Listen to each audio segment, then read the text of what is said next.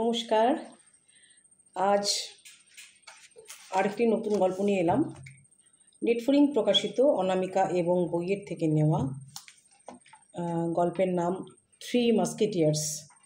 আজকের যুগের তিন হরিহর আত্মা, স্যাটা, তপা এবং পাঞ্জা, এদের নিয়ে গল্প শুরু হচ্ছে। গল্পের গতি যত এগোবে তত আমরা আরও বাকিটা বলছি না, একটু ধৈর্য ধরে শুনুন। আকাশে মেঘগুলো থমকে এখন, বৃষ্টিস্নাতা তিলোত্তমার শরীরে স্নিগ্ধতা ও মাদকতা। বুক ভরে শ্বাস নিই, মাটির ঘ্রাণের তীব্রতা নাকে লাগে। অতীতের স্পর্শরা আজ অচেনা হয়ে যায়। কাচের দেওয়াল বেয়ে নামে দানব উন্মত্ততা। ভুলভাল কটা লাইন খসখস করে লিখে ফেলে প্রাঞ্জল ফিজিক্স খাতার পেছনে। কদিন ধরেই কবিতার ভূত কেন যেন মাথায় চেপেছে, অথচ বাংলার স্টক অফ ওয়ার্ডস ওর নেই বললেই চলে। আশুতোষ স্যারের টিউশন ক্লাসটা আজ কাটতে হবে। মাকে যা হোক একটা কিছু ম্যানেজ দিতে হবে। সাইড থেকে পটকা কনুই দিয়ে গুতলো, কিরে কি এত ভাবছিস? স্যার কিন্তু তোর দিকে তাকাচ্ছিলেন। কিছু না, শরীরটা ভালো লাগছে না। আজ বিকেলে পড়তে যাবি না? না। স্যাটা আর তপা ওদিকে পলাশের মাঠে অপেক্ষা করবে। তপাটার এদিক নেই ওদিক আছে। ব্যাটা 12 পরে আর কলেজ পাড়া মারালো না, কিন্তু টপাটপ কেমন ছড়া আর কপতে লিখে ফেলে। স্যাটাটার গিটারের হাতটা কি মারাত্মক, তারগুলো যেন কথা আর সুরে গেয়ে ওঠে।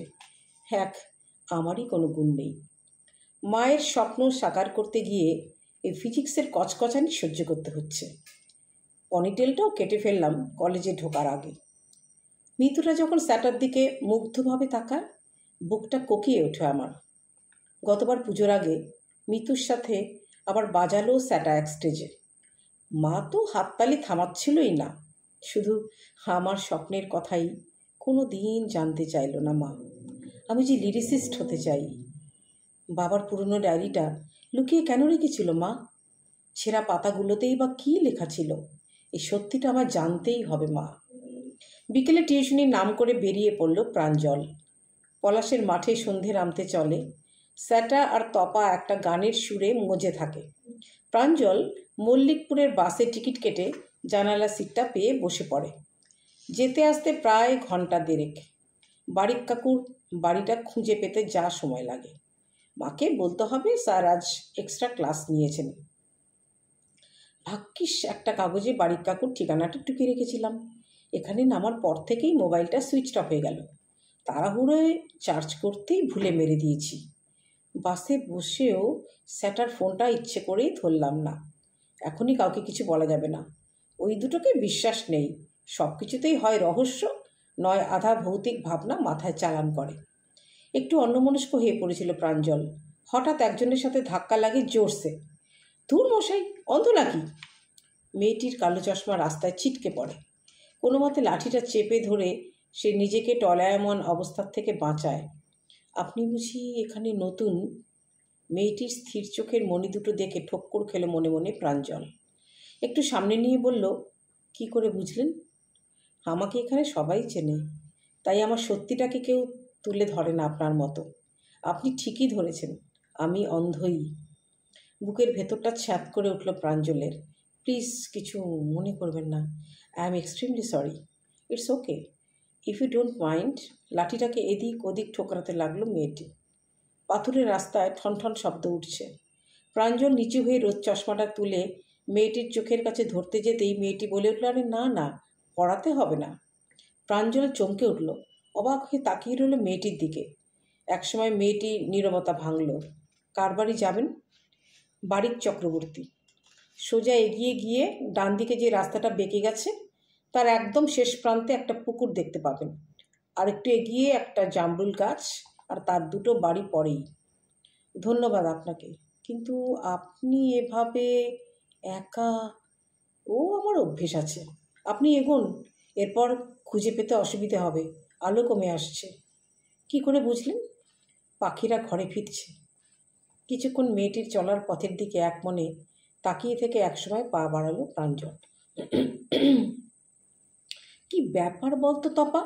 পাঞ্জা ফোনটা ধরলো না, কল ব্যাকও করলো না। কোথাও মেয়েবাজি করতে গেছে নাকি? দূর দূর, গুরু করবে মেয়েবাজি, আর লোক পেলি না, ভিতুর পো একটা। আর তাছাড়া তাছাড়া মিতু ছাড়া ও আর কাউকে ভালোবাসে না। খ্যাকশেলের মতো খ্যাক খ্যাক করে হাসতে লাগলো স্যাটা। তুইও মায়েরি আর মানুষ হলি না তপা। একটা মেয়েকে ভালোবাসলে বুঝি বাকিদের দিকে তাকানো যায় না? এটা কি তোর বানানো সংবিধান? আরে সালা, মিনতি মাসির মেয়ে ছাড়া তো তোর চোখে আর কোনো মেয়েই চোখে পড়ে না। এর মধ্যে আবার আদুরিকে টানছিস কেন? বৃত্তারা, তার নাম বুঝি আদুরি?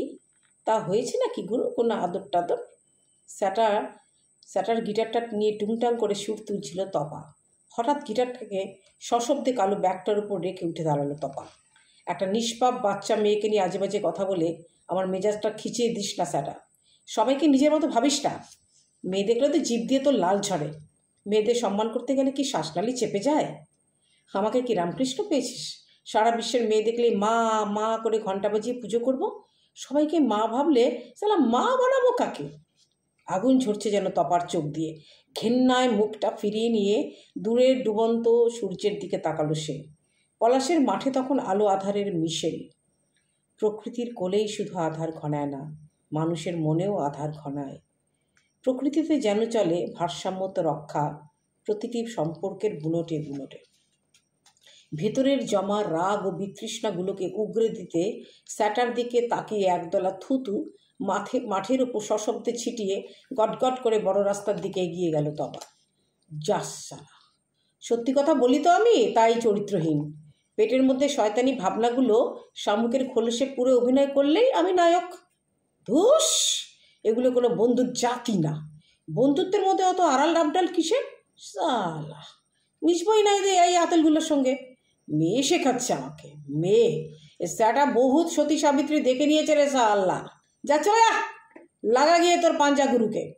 আসিস না স্যাটার কাছে। ভালোবাসে শুধু মৃত্যুকে। হ্যাঁ, বহুত ভালোবাসা জন্মাতে দেখলাম আর বুঝতে দেখলাম রে। ওসব ভালোবাসা টালোবাসা বলে কিচ্ছু হয় না, কিচ্ছু হয় না। এক দেহ থেকে অন্য দেহে স্থান পায়। আমার কাছে জান রে সালা ভালোবাসার ডেফিনেশন। যা ফট! পকেট থেকে গাঁজা বার করে টান দিতে থাকে স্যাটা। পাপ, প্রেম, শরীর, অশরীর, ঘেন্না, ভালোবাসারা একসময় বুঁদ হয়ে ঝিমিয়ে পড়তে থাকে স্যাটার মস্তিষ্কের কোষগহ্বরে। প্রাঞ্জল গেট দিয়ে ঢুকতেই দেখে বাঁদিকের একটা ছোট্ট একচালা মন্দিরে চলছে সন্ধ্যারতি। পেছন ফিরে দাঁড়িয়ে আছে একজন সাদা বস্ত্র পরা প্রৌঢ়। বাঁ হাতে ধরা পেতলের ঘণ্টা, ডান হাতে পঞ্চপ্রদীপ। ভেতরে একজন শাঁখ বাজাচ্ছে, কিন্তু তাকে দেখতে পাচ্ছে না প্রাঞ্জল। মন্দিরের বাইরে একজন স্ত্রীলোক কাসর বাজাচ্ছে। এক অপূর্ব মাতৃমূর্তির আরাধনা চলছে। অদ্ভুত এক বাতাবরণ তৈরি হয়েছে সেখানে। এমন মায়ের রূপ তো আগে কোথাও দেখিনি, মনে মনে ভাবে প্রাঞ্জল। মোহাচ্ছন্ন হয়ে স্থির দাঁড়িয়ে থাকে ও। হঠাৎ কিছুক্ষণ আগে দেখা মেয়েটিকে মনে পড়ে ওর। মেয়েটি কখনো কি এই আরতি দেখেছে? কি করে দেখবে? কানে নিশ্চয়ই শুনে শুনে মায়ের মুখ মনে মনে ভেবে নেয় ও। ওর মন কি কোনো রূপ আঁকতে পারে? একসময় মায়ের আরতি শেষ হয়। পঞ্চপ্রদীপ নিয়ে পেছন ফেরে প্রৌঢ়। কে ওখানে? চমকে ওঠে প্রৌঢ়। আমি প্রাঞ্জল মৈত্র, কলকাতা থেকে আসছি। আমার বাবার নাম হীরক মৈত্র। কেঁপে ওঠে প্রৌঢ়। চমকে ফিরে মায়ের দিকে তাকায়। মায়ের মুখে যেন রহস্যের হাসি। আপনি বারিক কাকু না? হ্যাঁ। তুমি আমায় চেনো? আমার ঠিকানা পেলে কোথায়? বাবার একটা পুরনো ডায়েরিতে আপনার নাম ও ঠিকানা ছিল। প্রৌঢ় মন্দিরের বাইরে এসে বসলেন। প্রাঞ্জলকে একটা বেতের মোড়া এনে দিল একজন স্ত্রীলোক। ভেতরে আরেকজন মহিলা প্রসাদ গুছোচ্ছে। একটা শালপাতার বাটিতে করে ওর সামনে প্রসাদ তুলে দিল মহিলা। সাগ্রহে বাটিটা হাতে নিয়ে গপা গপ নারকোল, বাতাসা, কুচো ফল চিবোতে লাগলো প্রাঞ্জল। আমার কাছে ছুটে আসার কারণ? বড় এলাচের দানাটা সরিয়ে ক্ষীরের প্যারাটা গোটা মুখে পুড়ে প্রাঞ্জল তখন মন দিয়ে চোখ বুজে খেতে খেতে ভাবছে, এমন প্যারা তো আগে কোথাও খায়নি। মায়ের কাছে শুনেছি আপনি, বাবা আর শ্যামল কাকু খুব ভালো বন্ধু ছিলেন। প্রাঞ্জল চোখ মেলে তাকিয়ে বলল। প্রৌঢ়ের মুখের রেখার কোনো পরিবর্তন নেই। প্রাঞ্জল সেদিকে একবার তাকিয়ে আবার বলতে শুরু করলো, বাবার মতো আমিও লিরিসিস্ট হতে চাই, কিন্তু মায়ের এতে ঘোর আপত্তি। কান্নাকাটি শুরু করে শেষমেশ একটা কলেজে ভর্তি করে দিল ফিজিক্সে অনার্স নিয়ে। ভালো তো, মা তো ভালো ভেবেই করেছেন। তা এটা জানাতেই কি আমার কাছে আসা? না, মানে আমি বাবার ডায়েরিটার কয়েকটা পাতা ছেঁড়া দেখেছি। আপনি তো শুনেছি বাবার বেশ কিছু গান গেয়েছেন। এই গানগুলোর কোনো খোঁজ কি আপনার কাছে আছে? কারণ ইদানিং একটা চ্যানেলে একজন নবাগতার কণ্ঠে গান শুনে মা চমকে উঠেছে।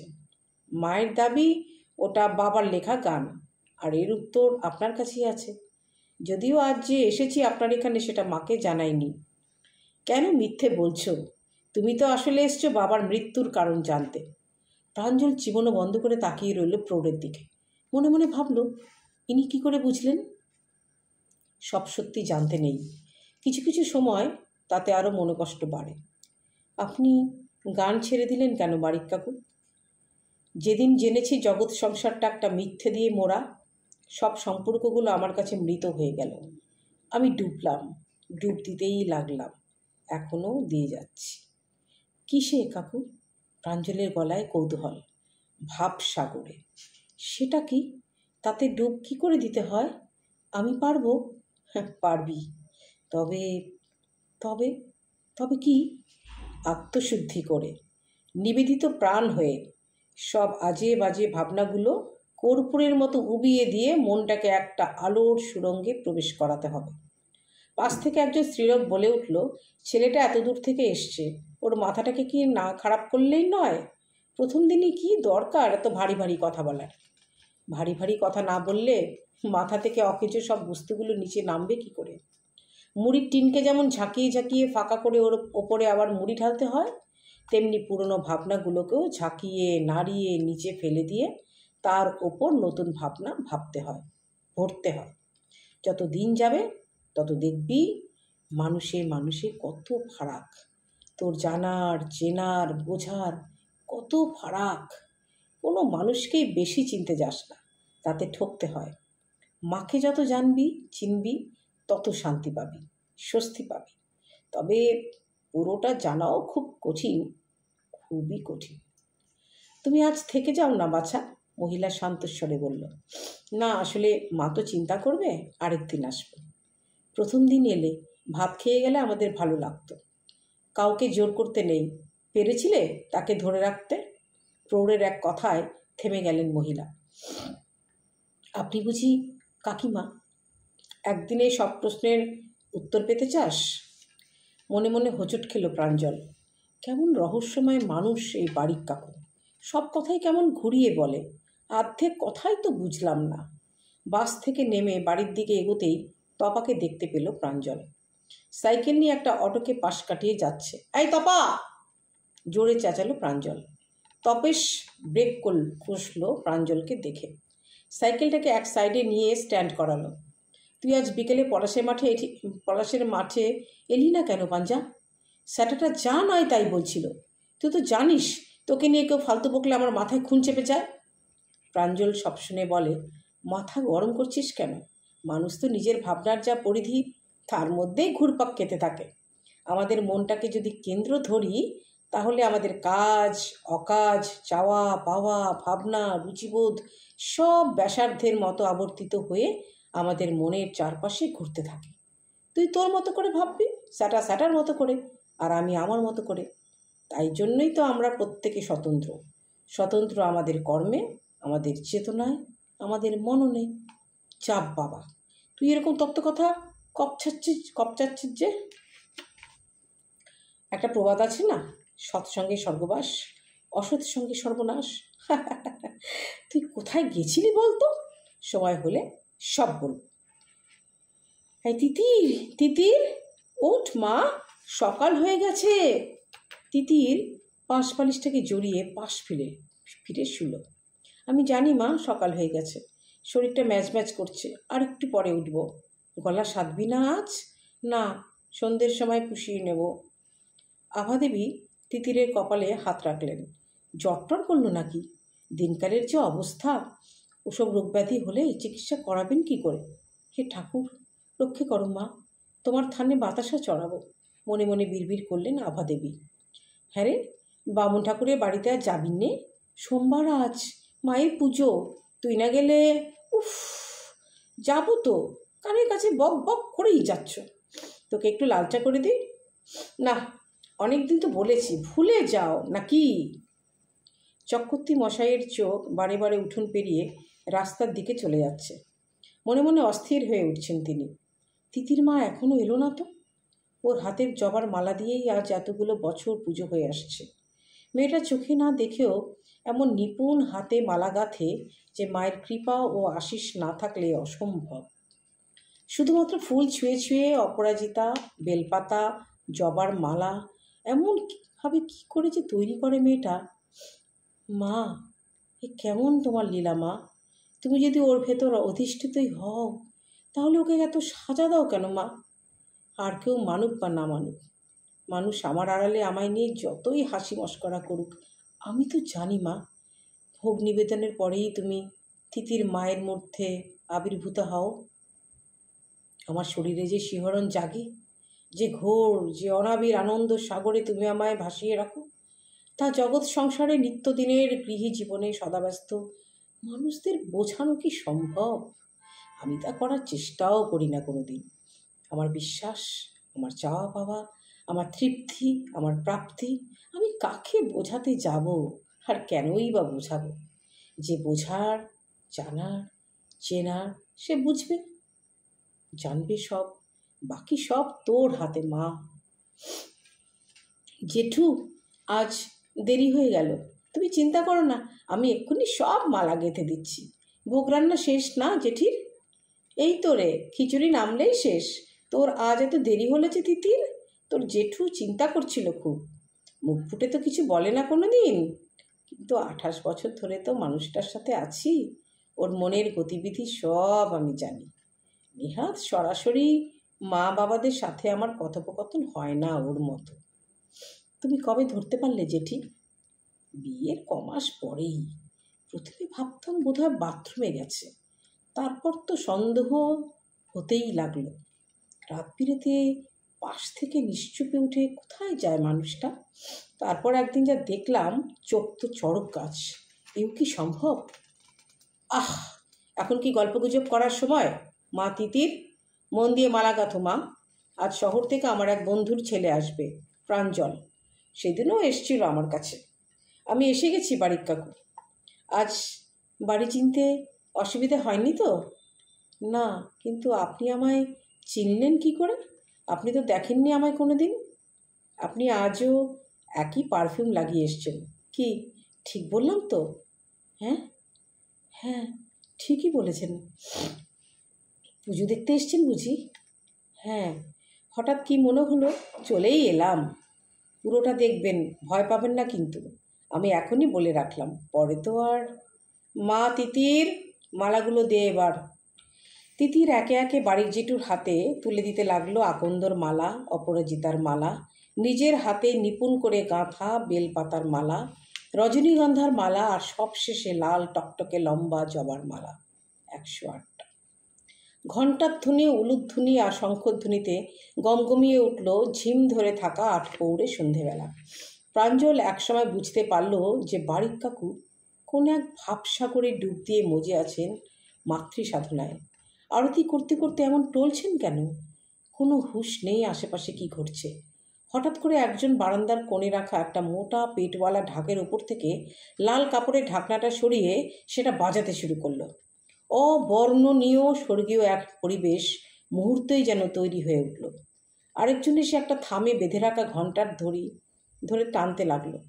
পঞ্চপ্রদীপ দিয়ে আরতি শেষ হওয়ার পরই বাড়ির কাকু পেছন দিকে ওনার হাতটা ঘুরিয়ে সেটা দরজার বাইরে একজনের হাতে দিলেন। তিতির নামের মেয়েটি ঠিক জায়গায় দুহাত নিয়ে প্রদীপের তাপ নিল। একটুও এদিক ওদিক হলো না মাপের। একবার প্রাঞ্জলের দিকে তাকালো, একটু হাসলো যেন। প্রাঞ্জলের বুকটা কেমন যেন দুলে উঠল। জীবনে প্রথমবার ও হাত বাড়িয়ে পঞ্চপ্রদীপের তাপ নিয়ে মাথায় বোলালো। মা দেখলে খুব খুশি হতো, মনে মনে ভাবে প্রাঞ্জল। একসময় একটা খুট করে মেসেজ ঢুকলো, তুই দেখা করছিস না কেন আমার সাথে পাঞ্জা? তোর সাথে তো আমার কিছু হয়নি, বহুদিন প্র্যাকটিস হচ্ছে না, একা একাকে গিটার গিটার বাজানো যায়? কোনো মেয়ে ফের চক্করে পড়লি নাকি? কেমন দেখতে মালটা? ভয় পাস না, হাত লাগাবো না, তোমার জিনিসগুলো তোমারই থাকবে। হঠাৎ তিতিরের দিকে চোখ পড়ল প্রাঞ্জলের। বাড়ির কাকু তখন মন্দির থেকে সাদা চুলের মতো একটা ঝাড়ুনির মতো জিনিস নিয়ে টলতে টলতে বেরিয়ে এসছেন। সবাই তাদের মাথা আগিয়ে দিচ্ছে যাতে ওই সাদা চুলের মতো জিনিসটার স্পর্শ তারা পায়। একজন মহিলা বলে উঠল, মাথাটা বাড়াও, চামড়টা মাথায় একটু ছোঁয়াক বাবা ঠাকুর।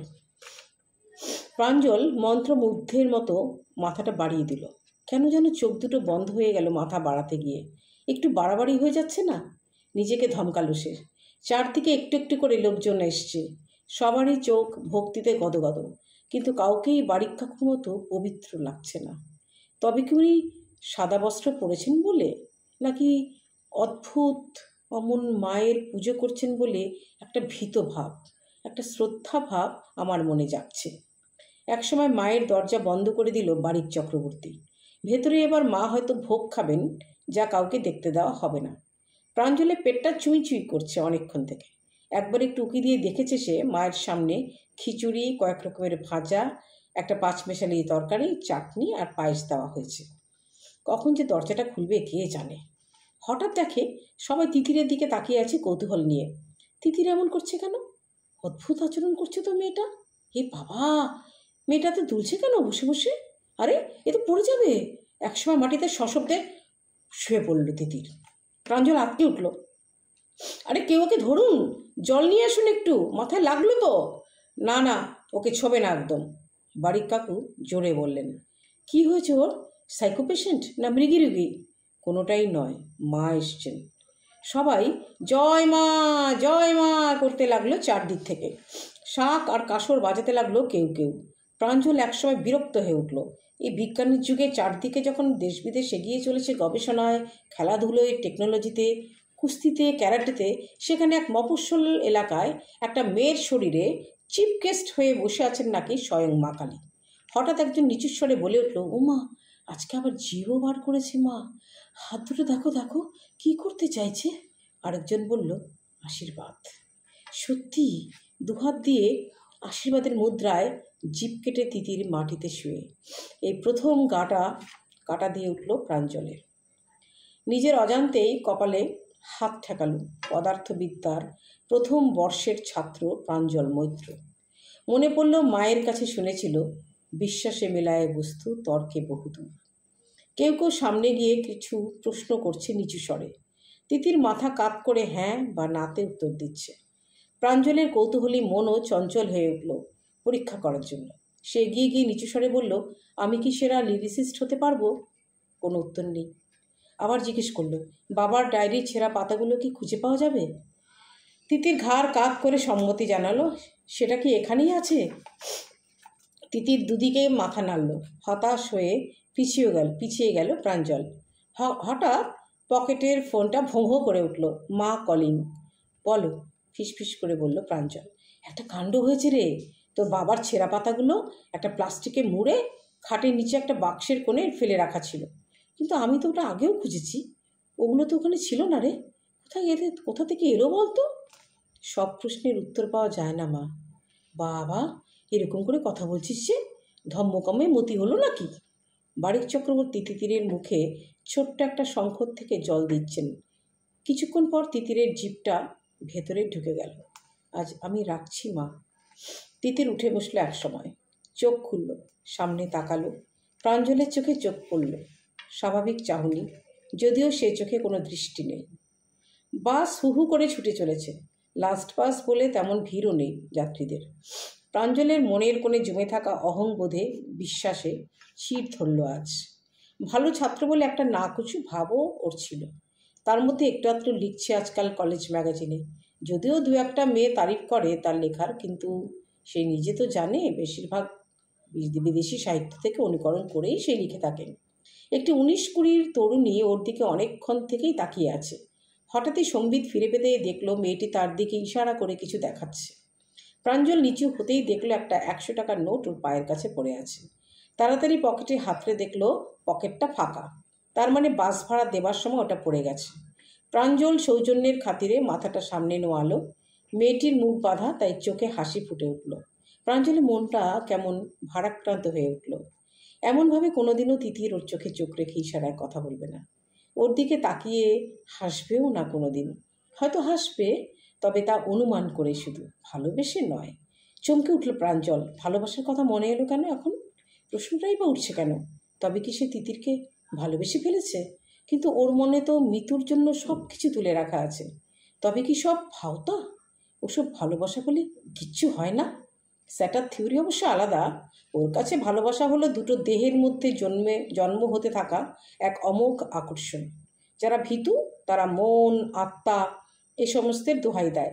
প্রতিটা মানুষই আসলে নরখাদক, ভদ্রতার মুখোশ এঁটে ঘুরে বেড়ায়, যা প্রতি মুহূর্তে তার ভেতরে বসে থাকা পিচাসটার সাথেই লড়াই করতে থাকে। কখনো সে জেতে, কখনো বা হারে। জিতলে সে মানুষ, না জিতলে নরখাদক হয়ে ওঠে। মনে পড়ে গেল প্রাঞ্জলের একটা শীতের শেষ বিকেলের কথা। ও স্যাটার তপা মিলে প্রথম দিন যেদিন নেশা করেছিল, মা একদিনের জন্য দিদাকে দেখতে গেছিল। স্যাটা কোত্থেকে যেন একটা রামের বোতল নিয়ে এসেছিল। সেটা দু তিনবার করে গ্লাসে ঢেলে ওরা খেয়েছিল ওদের ঘরে বসেই। কত পরিমাণ ঢাললে যে এক পেগ হয় তার কোনো রকম আন্দাজও তখন ওর ছিল না। রাত 9টা নাগাদ ওরা চলে যাবার একটু পরেই জবাদি এসেছিল রাতে রুটি আর ডিমের ডালনা করতে। ও কিন্তু এর আগে কোনোদিনও কাজ ছাড়া প্রাঞ্জলের সাথে এক্সট্রা একটা কথাও বলতো না। সেদিন প্রাঞ্জলের টলমলো অবস্থা দেখেই ওকে সাহায্য করতে এসেছিল। আজও 5 বছর আগে সেদিনের রাতটা প্রাঞ্জলকে কুড়ে কুড়ে খায়। সেদিন যে কেন ওর খারাপ হতে ইচ্ছে করলো এত? কেন জবাদির বয়স, স্টেটাস কোনো কিছুই ওকে রুখতে পারল না? জানে না ও। তবে কি সেটা ঠিকই বলে, আমরা সবাই এক একটা মুখোশধারী জন্তু? তার 2 দিন পর মা জবাদিকে ডেকে বলল, কাল থেকে তোর মা যেন এসে কাজ করে। জবাদির মা এসে আছড়ে পড়ল, কি হয়েছে বৌদি? আমার মেয়ে কোনো অন্যায় করেছে?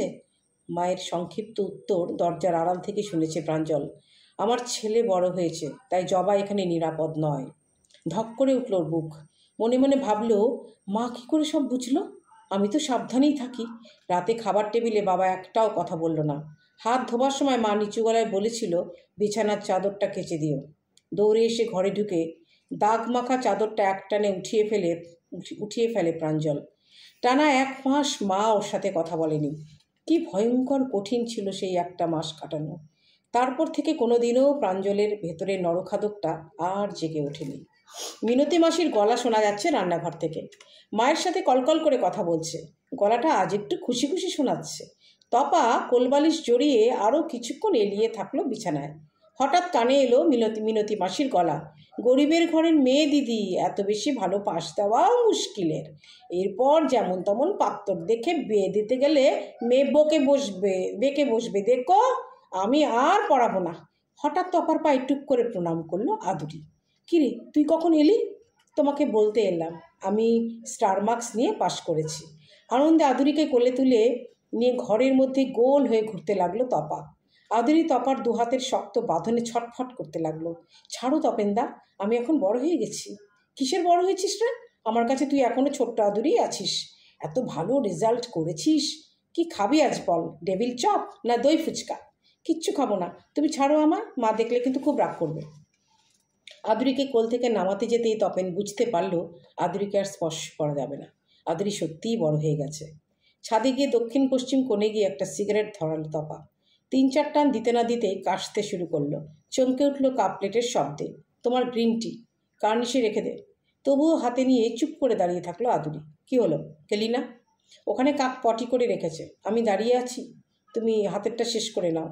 বাচ্চা মেয়ে, বেশিক্ষণ থাকিস না, ধোয়া নাকে যাবে, ক্ষতি হবে তোর। তোমার হবে না ক্ষতি? একটা সিগারেটের বলয় মাথার উপর ছাড়তে ছাড়তে বলল তপা, আমার ক্ষতি হলে তোর কি এলো গেল? অনেক কিছু। কি অনেক কিছু? আদুরি এক হ্যাচকা টানে তপার হাত থেকে সিগারেটটা কেড়ে নিয়ে ফসফস করে জোরে জোরে টান দিতে শুরু করলো। আরে করছিস কি? আশেপাশের ছাদ থেকে দেখবে, এইটুকু মেয়ে আবার ফোকে নাকি? ফুস করে ওঠে আদুরি। আমি এইটুকু মেয়ে আর নই তপেনদা। আদুরিকে আপাতমস্তক ভালো করে একবার দেখে নিয়ে বলল তপা, জানি। আচমকা তপেনের পাঞ্জাবিটা খামচে ধরে বুকের কাছে টেনে নিল আদুরি। আমার রেজাল্টের জন্য গিফট দিলে না তো? আদুরির শ্বাসের গরম তাপটা তপনের গলায়, নাকে গালে মুখে মুখে মিশে যেতে লাগলো। একটা অদ্ভুত আকর্ষণ অনুভব করতে লাগলো তপেন। আদুরি মুখের সামনে থেকে চুলটা সরিয়ে নিয়ে তপা বলল, কি গিফট চাই বল? তুমি জানো না বড় হয়ে গেলে মেয়েরা কি গিফট পেতে চায়? তপা স্থির হয়ে গেল ওর চোখের দিকে তাকিয়ে। এ কি সর্বনেশে ডাক ওই চোখে। দুহাত দিয়ে ঠেলে সরিয়ে দিল তপা আদুরিকে। আদুরির চোখে সর্বনাশের নোনতা নদী। দুহাতে তপেনদাকে জড়িয়ে ওর বুকে মাথা রেখে বলল আদুরি, আমার নামটা সার্থক করে দাও তপনদা। এ সংসারে খুব কম পুরুষ মানুষ আছে যারা এই ভয়ানক মোহ ও মায়ার জাল ছিঁড়ে বেরিয়ে যেতে পারে। যারা পারে তারা মুক্তির পথে এগিয়ে যেতে থাকে আস্তে আস্তে, আর যারা জাল ছিঁড়তে পারে না তারা আজীবন জালে জড়িয়ে পড়ে তালগোল পাকিয়ে মায়ের সাথে এক গুরুদেবের কাছে যেত তপা। গুরুদেব ভক্তদের মাঝে মধ্যে জীবনের শিক্ষা নিয়ে গল্প শোনাতেন। তখন কথাগুলোর সঠিক মানে বুঝতে পারত না, আজ পারছে সে। তার মতন এত অতি সাধারণ মধ্যবিত্ত যুবকের চরিত্র আজ স্খলিত হতে চলেছে। কমলালেবুর কোয়ার মতো নরম দুটি ঠোঁট একজোড়া পুরু শক্ত ও খসখসে ঠোঁটের ভালোবাসার কাছে বাধা পড়ে গেল আজন্মের মতো। কে কাকে বাঁধল তার হিসেব তো রাখে সময় তার চুল চেরা বিশ্লেষণ করে। সূর্য ওঠার আর বেশি সময় বাকি নেই। প্রতিদিনের মতোই ভোর 4টায় শয্যা ছাড়ে বাড়ির চক্রবর্তী। চেতনে অচেতনে সারাক্ষণেই বন্ধুপুত্রের মুখটা ভাসতে থাকে। অনেক আশা নিয়ে ছেলেটা এসে দাঁড়িয়েছিল মা আমার কাছে। কি জবাব দিতাম আমি ওকে? কি করে বলতাম যে তোর বাবার ছেঁড়া ডায়েরির পাতাগুলো আমি একদিন সরিয়ে ফেলেছি? এমন মিথ্যাচার অন্যায় মেনে নেওয়া অসম্ভব ছিল আমার কাছে। যে মিউজিক ডিরেক্টরের সাথে আমার কাজ ঠিক হয়েছিল তাকে নেশায় ডুবিয়ে হীরক সাইন করে নিল পরপর 5টা ছবি। আমারই লেখা গান নিজের নামে লিখিয়ে রাতারাতি সুপার লিরিসিস্ট হয়ে গেল হীরক মৈত্র। রাগে দুঃখে যন্ত্রণায় পুকুরে ঝাঁপ দিলাম, তবুও শেষমেশ মরা হলো না। যে বাড়ির চক্রবর্তী ঝাঁপ দিয়েছিল সে জল থেকে উঠে এলো এক নবচেতনা নিয়ে। এক আত্মত্যাগী প্রত্যয় পুরুষের সেদিন জন্ম হয়েছিল, যে সংসারের সব লোভ বাসনা মায়া মোহ সব পরিহার করে ঈশ্বর নিবেদিত প্রাণ হয়ে একটু একটু করে প্রকাশিত হতে লাগলো। জীবনের সবচেয়ে মূল্যবান সম্পদ ছিল আমার গান। সে গান পরিত্যাগ করলাম। কি হবে এই মিথ্যে মায়াজালে আটকে থেকে? সেদিন থেকে শুরু হলো বাড়ির চক্রবর্তীর মাকে চেনা, মাকে জানা, নিজের ভেতরের ঈশ্বরকে জয় করা। তুমি যেদিন বুঝেছিলে জেঠু আর 5টা সাধারণ মানুষের মতো নয়, তুমি ভয় পাওনি জেঠি? তিতিরের চোখে মুখে কৌতূহল। ভয় নয়, একটা কৌতূহল ছিল। হঠাৎ হঠাৎ বিছানা ছেড়ে কোথায় চলে যেত ধরতে পারতাম না। একদিন সব ভয় দূর করে পেছনের বাগানে গেলাম। কি দেখলে? দেখলাম একটা বেল গাছের নিচে ও ধ্যানস্থ হয়ে বসে আছে। কত ডাকছি চেঁচাচ্ছি রাত বিরেতে, কোনো সাড়া নেই। একসময় ঠেলা দিতেই চোখ খুলে তাকালো। ভয়ঙ্কর সেই চোখ। ওই চোখ আমার অচেনা, ওই মানুষটাকে আমি জানি না। দৌড় দিয়ে আমি ঘরে চলে এসেছিলাম। তারপর থেকে ও চোখের সামনে বদলে যেতে লাগলো। আমার জীবনও বদলে যেতে লাগলো। আমার পুরনো আমিটাও এক নতুন আমি হয়ে উঠতে লাগলো। সেদিনের আমাতে আর আজকের আমাতে প্রচুর তফাৎ রে দিদির মা। সেই থেকে তোর জেঠু আমার শয্যা ত্যাগ করে ভূমিশয্যা নিল। শীত গ্রীষ্ম 12 মাস পোয়াল বিছিয়ে শুতে শুরু করলো। আজও তাই শোয়। আমি ওর সাধনার সঙ্গী হওয়া শুরু করলাম। আমার মা একদিন আমায় বলেছিলেন, মা শারদা সাথ না দিলে রামকৃষ্ণ হয়ে উঠতে পারতেন না। কথাটা একেবারে বুকে গিয়ে বিঁধল সেদিন। আস্তে আস্তে নিজের মধ্যে মা শারদাকে আত্মস্থ করা শুরু করলাম। আজ এ পর্যন্তই। দেখা যাক আগামী পর্বগুলোতে কি কি পরিবর্তন দেখতে পান বাড়ির চক্রবর্তীর স্ত্রী, আর তপা স্যাটা এবং পাঞ্জার জীবনও কি করে আস্তে আস্তে পরিবর্তিত হতে থাকে বাড়ির চক্রবর্তীর সংস্পর্শে এসে। তো আজ এই পর্যন্তই। নমস্কার, শুভরাত্রি।